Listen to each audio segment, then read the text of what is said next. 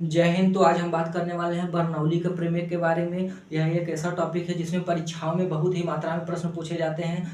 ये टॉपिक बहुत छोटा है, परंतु ऐसे ऐसे इसमें प्रश्न पूछे जाते हैं जो थोड़ा डिफिकल्ट लेवल के लगते हैं, लेकिन आज पढ़ने के बाद आप हर एक क्वेश्चन आप परीक्षा में आसानी से कर लेंगे। तो बात करते हैं बर्नौली प्रमेय के बारे में। बर्नौली वैज्ञानिक ने एक प्रमेय दिया था, इसको अपने ही नाम पर रखा बर्नौली प्रमेय।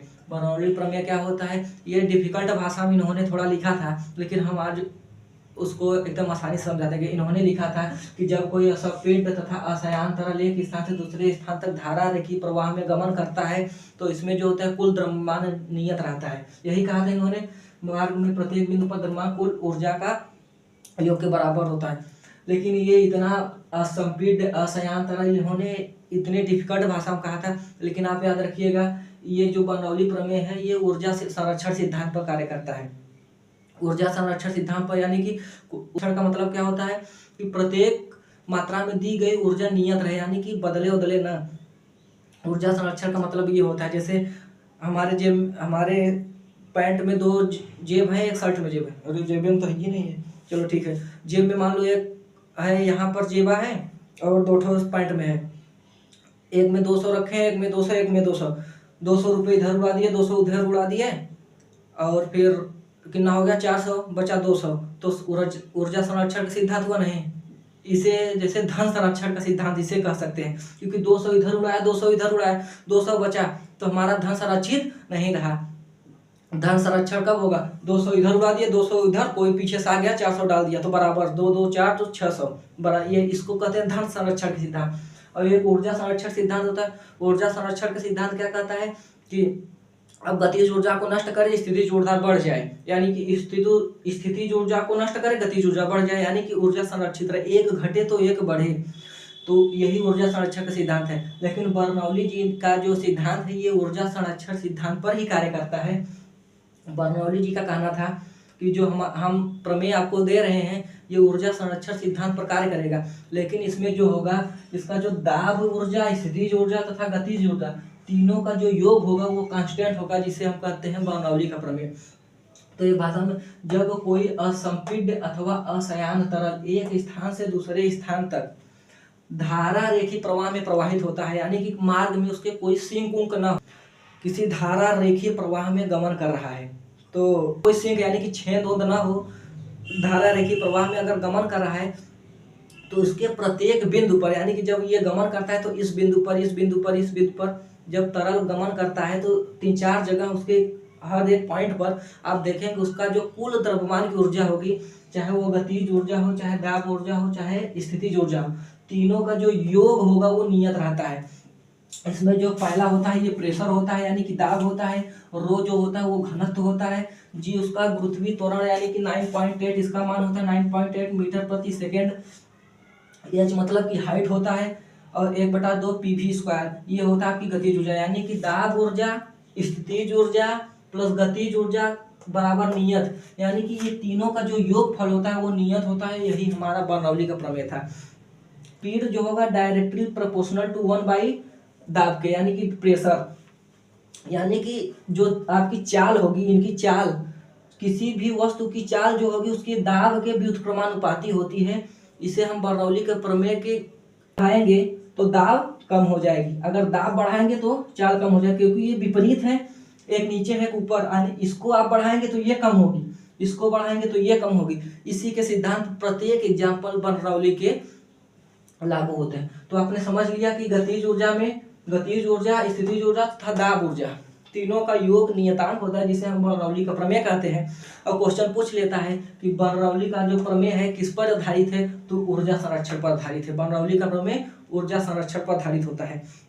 एग्जाम्पल में आपको बता दें, देखो गतिज अब स्थितिज ऊर्जा कब होती है, गतिज ऊर्जा कब होती है तथा दाब ऊर्जा कब होती है। देखो कोई भी चीज या कोई भी वस्तु गति कर रही है तो उसमें गतिज ऊर्जा होगी, यानी कि जब वो चल रही है तो गतिज ऊर्जा। और कोई भी चीज हाइट पर है तो उसमें स्थितिज ऊर्जा होगी। आप बुर्ज खलीफा पर खड़े हो जाएं, आपकी स्थितिज ऊर्जा सबसे अधिक होगी। कोई वस्तु या कोई भी व्यक्ति छत पर खड़ा है, आप बुर्ज खलीफा पर खड़े हो जाएं, तो आपकी जो स्थितिज ऊर्जा होगी छत वाले से अधिक होगी। क्यों?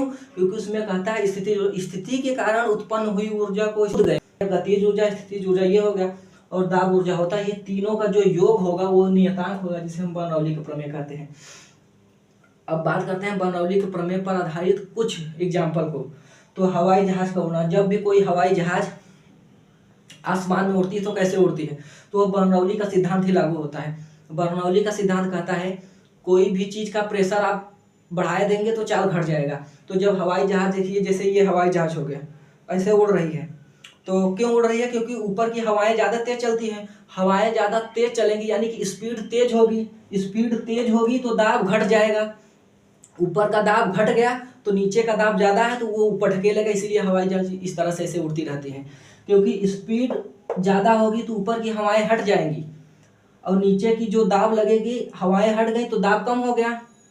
और जब स्पीड तेज होता है तो दाब कम हो जाता है ऊपर का, और नीचे का दाब ज्यादा होगा तो नीचे से दाब लगेगा और हवाई जहाज आराम से उड़ती रहेगी।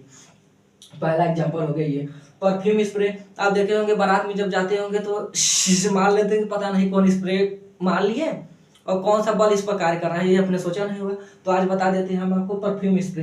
परफ्यूम स्प्रे क्या होता है? देखिए बारात में जाकर मकौवा सेंट मारने वाले को परफ्यूम स्प्रे कहते हैं। तो परफ्यूम स्प्रे कैसे काम करता है? तो जब परफ्यूम को आप चापते हैं तो इसकी जो चाल होती है, जो गैसों की चाल होती है वो बढ़ जाती है। चाल बढ़ गई तो दाब जो हो गया कम हो गया और नीचे का दाब बढ़ गया। देखिए अगर चाल बढ़ाएंगे तो स्पीड तेज हो गई तो यहाँ का जो बाहरी दाब है वो कम हो जाएगा, और नीचे का दाब ज्यादा होगा तो नीचे से परफ्यूम ऊपर आएगी, तो इसीलिए परफ्यूम आसानी से निकल जाती है। उसके बाद करते हैं छत का उड़ जाना।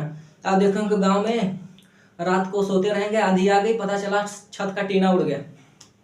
देखे होंगे, क्यों? बर्नौली सिद्धांत पर कार्य करता है। बर्नौली सिद्धांत कहती है कि अगर ऊपर की हवाएं आज चल रही हैं, स्पीड तेज है तो दाब कम हो जाएगी, और नीचे की दाब लगेगी तो हवाएं उड़ा ले जाएंगी टीना को। देखिए आप नहीं समझे होंगे, बता देते हैं आपको। जब भी स्पीड तेज रहती है तो दाब कम हो जाता है। तो जब जैसे ये टीना है, ऊपर की हवा तेज से चल रही है, रात को आंधी आई और तेज हवा चल रही है, तो हवाएं जब तेज चलती हैं तो दाब कम हो जाता है, और नीचे का दाब ज्यादा रहता है तो नीचे से दाब ठेलता है ऊपर और हवा चलती रहती है तो टीना को उड़ा ले जाती है। कहते हैं हाँ बाबू तहा टीना घर, तो पता नहीं वो उनके भैया उनका टीना था बर्नौली साहब उड़ा ले गया। तो छत का उड़ जाना इसी प्रकार करता है। क्रिकेट बॉल जो होती है स्विंग होती है, क्यों? क्रिकेट की आप गेंद देखे होंगे वो स्विंग होती है। स्विंग इसलिए होती है जब क्रिकेट की गेंद की स्पीड बढ़ाते हैं। देखिए बहुत स्लो गेंद ज्यादा स्विंग नहीं होती और बहुत तेज गेंद स्विंग होती। क्यों? क्योंकि स्पीड ज्यादा रहेगा तो दाब कम हो जाएगा, और दाब कम होगा तो जब स्पीड तेज रहेगी तो हवाएं हट जाएंगी और इधर वाली हवाएं इसको ठेलेंगी, इसीलिए स्पीड जो होती है बॉल की तेज रहती है तो स्विंग करती है। क्यों? बर्नौली सिद्धांत पर कार्य करता है। और इस पर चिमनी में धुआं ऊपर उठना, यही कारण है कि बर्नौली प्रमेय का कारण है कि कोई भी चिमनी यानी कि भट्ठा से धुआं ऊपर कैसे उठता है। तो भट्ठा से धुआं इसलिए ऊपर उठता है क्योंकि जब ऊपर की हवाएं तेज चलती हैं तो नीचे से धुआं आराम से निकल जाता है, जिससे नीचे की दाब बढ़ जाती है, ऊपर का दाब कम हो जाता है, इसलिए धुआं आराम से निकल जाता है। फिर उसके बाद बात करते हैं सकरी पाइप में पानी तेज क्यों होती है। यानी कि आप पतली पाइप ले लीजिए, एक मोटी पाइप ले लीजिए। वॉशरूम का नल, आपने वॉशरूम का नल देखा, उसमें पानी तेज आता है। क्यों? क्योंकि पानी की जो है रफ्तार ज्यादा होती है, इसीलिए कहते हैं कि संकरी पाइप में जो होता है रफ्तार ज्यादा होती है, मोटी पाइप में कम। क्यों? क्योंकि चाल को बढ़ाएंगे तो दाब घट जाएगा, इसीलिए बर्नौली का प्रमेय लागू होता है। एक बात है कि कागज का ऊपर उठना, जब कोई भी कागज लीजिए, आप अपने होठों को इस होठ के नीचे रख लीजिए, और नीचे भी दाब है ऊपर भी दाब है।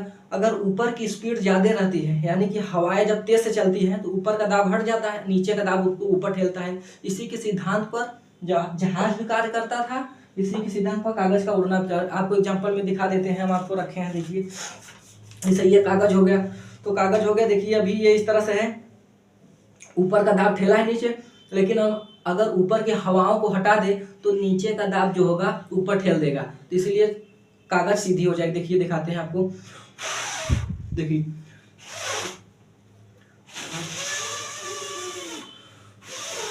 देखें, तो नीचे देखिए ऊपर की जब हवाएं हट जाएंगी तो नीचे का जो हवाएं होगी वो ठेलेंगी, दाब लगेगी ऊपर, तो इसीलिए कागज उड़ेगी। देखिए दिखाते हैं, देख लिया आपने। यही कारण है क्या होता है, बरनौली का प्रमेय लागू होता है। अब बात करते हैं कि नदी का संकरा भाग, नदी क्यों संकरी होती है। आप देखे होंगे जिसमें स्पीड तेज होती है दाब कम होता है, इसी के सिद्धांत पर नदी भी कार्य करती है, किसके, बरनौली का दाब पर।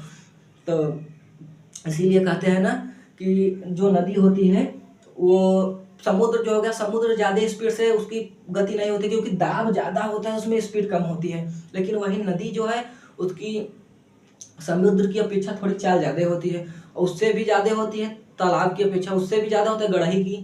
गढ़ई आपने देखा होगा छोट में, और उससे भी छोटी होती है किसकी, जो आप 10-20 खेलते होंगे गांव में पिल्ला बना के, उसी में। तो ये नदी का हमने कह लिया। उसके बाद देखिए सबसे मेन है कि स्पीड ज़्यादा तो दाब कम सबसे। और एक इसका एग्जांपल है रेलगाड़ी की स्पीड। रेलगाड़ी की स्पीड इतनी तेज होती है, बरनौली के सिद्धांत पर ही कार्य करता है वो भी।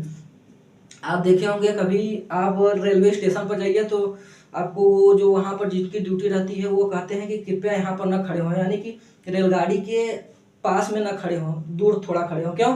क्योंकि जब रेलगाड़ी की स्पीड ज़्यादा तेज रहती है, जैसे ये रेलगाड़ी होगी, इसकी स्पीड ज़्यादा तेज है, आप यहाँ खड़े हैं, तो स्पीड तेज होने का मतलब क्या हो कि दाब वहाँ पर हो जाता है कम, और आपको पीछे से दाब आपको ढकेल देता है, जिससे आप गिर सकते हैं, भिड़ सकते हैं, इसीलिए वहाँ से हटा दिया जाता है। क्यों? ये बरनौली के सिद्धांत पर ही कार्य करता है कि रेलगाड़ी की स्पीड ज़्यादा तेज रहेगी और आप वहाँ पर खड़े रहेंगे तो आप पीछे से दाब जो आपको ढकेलेगा, आप जाके उसे भिड़ जाएंगे, कहें हमारा बबुआ चला गए से मैंने वहीं जाए खड़ा रहे। और दूसरी बात आपने इसके बारे में जान लिया, तो मोटी मोटा यहाँ पर बरनौली का प्रमेय आपका खत्म हो गया। बरनौली याद रखिएगा, क्वेश्चन में हमेशा पूछ लेगा किस सिद्धांत पर कार्य करता है, तो ऊर्जा संरक्षण सिद्धांत पर कार्य करता है। हमने हवाई जहाज, परफ्यूम, छत का उड़ना, क्रिकेट गेंद स्विंग क्यों करती है, चिमनी में ऊपर धुआं क्यों उठता है, कागज ऊपर क्यों उड़ता है, ये भी बता दिया। रेलगाड़ी की स्पीड क्यों होती है। तो आप, अरे बरनौली का प्रमेय आपको समझ में आ गया होगा। बरनौली का प्रमेय साधारण भाषा में आप समझिए कि P + PGH + 1/2 PV² बराबर नियतांक। यहाँ पर ये P है, ये रो है, ये रो यानी कि घनत्व, यानी कि दाब ऊर्जा, स्थितिज ऊर्जा तथा गतिज ऊर्जाओं का जो योग होता है वो एक कांस्टेंट होता है, यानी नियतांक होता है, जिसे हम बरनौली का प्रमेय कहते हैं।